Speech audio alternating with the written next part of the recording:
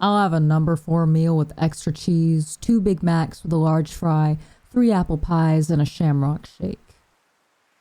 All right, Stan. Your total comes out to $46.50. The land whale grunted approvingly as he shoved a greasy wad of crumpled bills into Gary's outstretched palm. Here's your change. I'll call your number when it's ready.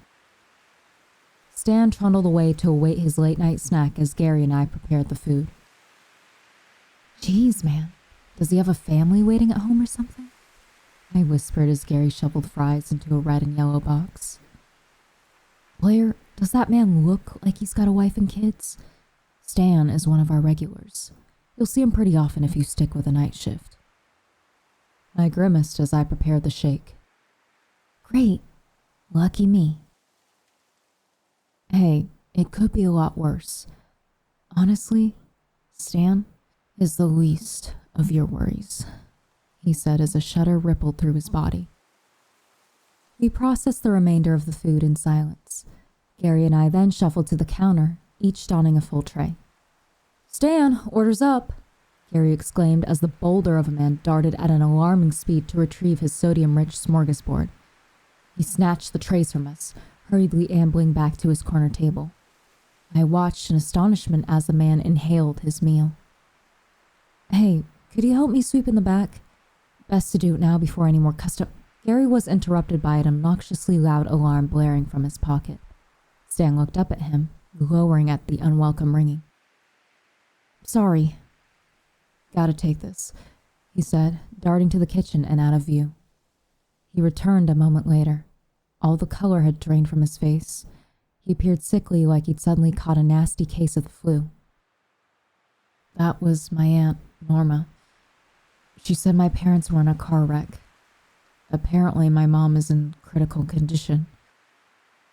He stared off into space, his brain slowly processing the tragic information it had just received. Gary, I'm so sorry. Do you need me to call someone? He snapped out of his trance, tears brimming in the corners of his eyes. He quickly wiped them away. No, I'll be fine. Okay, but with all due respect, what are you still doing here? Go be with your family, dude. I can handle closing up on my own. He locked eyes with me, a stern determination creeping over his countenance. You're right. I need to go. Here, take my key to the restaurant. There's a list of rules in Dave's office. Go read them the first chance you get. You need to follow them to a T, no matter how ridiculous they sound. Got it? Yep, I'll take care of it. Now go, I said as Gary handed me a small silver object. He sprinted out of the front door, letting it slam shut behind him. I fashioned Gary's drive-through headset below my hat and headed to the back to familiarize myself with the nighttime protocols. I laboriously pushed open the door to Dave's office. You'd think that thing was made from solid gold with how heavy it was. I surveyed my surroundings, my eyes immediately falling to the life-size portrait beaming back at me. Really, Dave? Even I'm not that self-absorbed, I muttered, continuing my search. I defaulted to the pockmarked bulletin board to my right. There they were, posted clear as day. I swiftly scanned over them. Rules for the night shift. 1. You are allowed a 7-minute grace period. No exceptions. 2. If a hooded figure knocks at the drive-thru window, do not answer it. Stay out of its direct line of sight and it will leave. 3. If Stan claims that you forgot his pickles, offer him a free complimentary chocolate shake. If he refuses, lock yourself in the office and call Dave.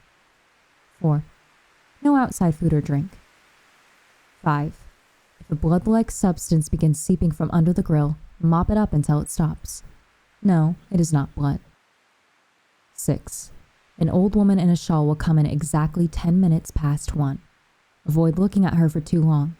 She will not leave until you ask her where Tony is. 7. If a small child appears telling you he lost his mother, ignore him.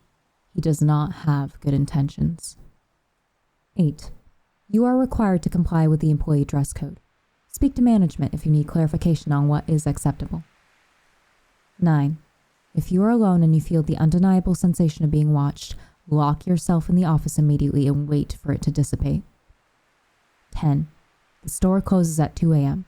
Before you clock out, place 2 packages of raw burgers on the stove. 11. Always leave the restaurant by 2:37 a.m. The Hamburglar doesn't like company. 12. Failure to adhere to these rules will result in immediate termination. Do not hesitate to call Dave if you have any questions or concerns. Dave's phone number was hastily scrawled at the bottom of the page. I stared at the list, unsure of what to make of it. Was this some sort of cruel prank on the newbie? Maybe Gary was in on it. I resolved to wait and find out for myself, and I made my way back to the counter. Upon seeing me approach, Stan rapidly stood from his seat and sidled up to me. Can I help you with something? Yeah, you forgot my pickles. I mentally rolled my eyes.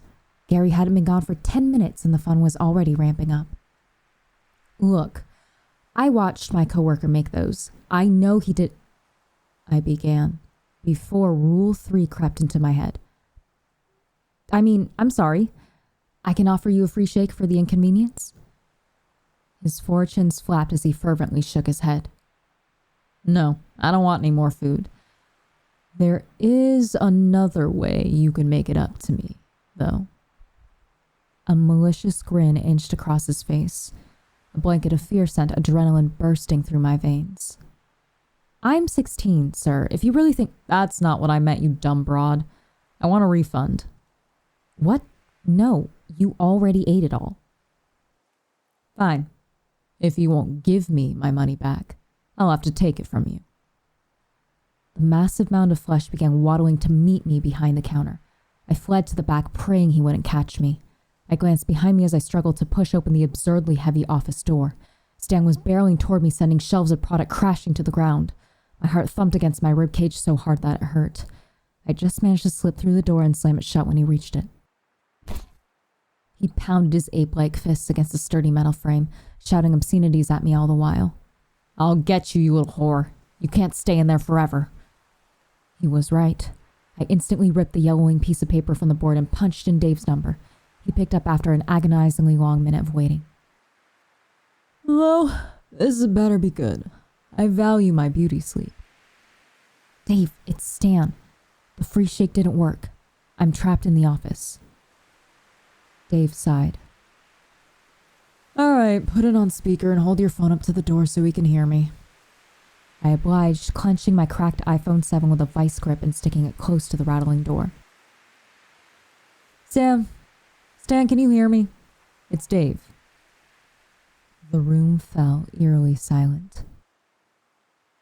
Oh yeah, what's up, Davey? Stan, are you harassing one of my employees again? I don't need to get Mrs. Barrett on the phone, do I? No, please. I'll behave, I swear. Please, just don't call her. His voice trembled as he spoke. I don't know. That's what you said last time. I promise I'll never bother her again. Come on, Davey, show a little compassion. Dave took a moment to respond. All right, but I need you to go home and you need to apologize to Mrs. Blake for scaring her. Blair, I interjected, face-palming myself. All right, apologize to Blair and I'll let you off the hook. Oh, thank you. Sorry, Blaze. So, can I take you up on that free shake? No, Stan. No free shake tonight. I need you to leave, Dave said, a stern finality in his statement. Without another word, Stan angrily tromped through the kitchen and out the front door. I didn't release my breath until I heard it shut behind him. Thanks, Dave. Anytime, kid. In my experience, threatening to call his mother is a decent deterrent for any overgrown man baby. I chuckled, sensing the tension disperse. I'm gonna get back to bed now. Good luck tonight. And with that, he abruptly hung up. I sat for a moment, controlling my breathing in order to steady my palpitating heart before returning to my duties.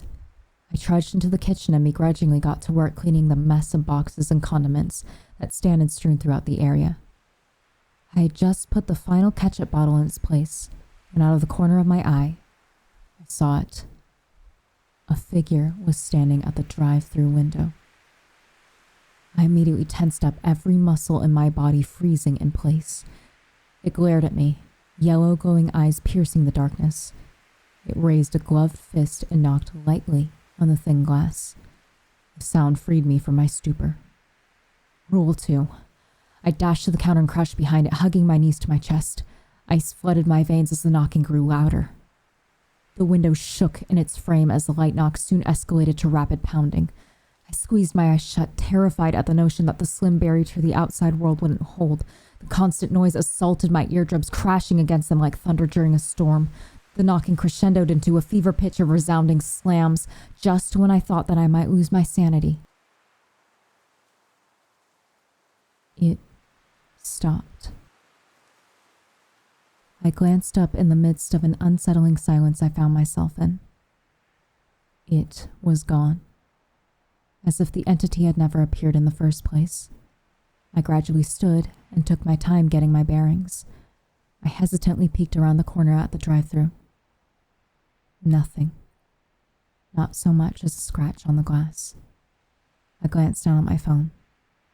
12:15 a.m. Less than 2 hours. I could handle it, right? I began sweeping like Gary was beginning to ask me to do prior to receiving his unfortunate news. I was thankful for a break in the action. I didn't know how much more I could take. Well, apparently, I could take a lot more, as I came to find out.